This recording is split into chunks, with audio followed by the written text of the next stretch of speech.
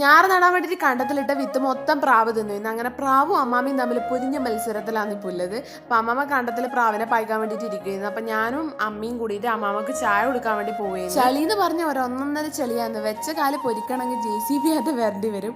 അമ്മാതിരി ചെളിയാണ്. അപ്പം കപ്പയാണ് അമ്മാമ്മക്ക് കൊണ്ടു കൊടുത്തത്.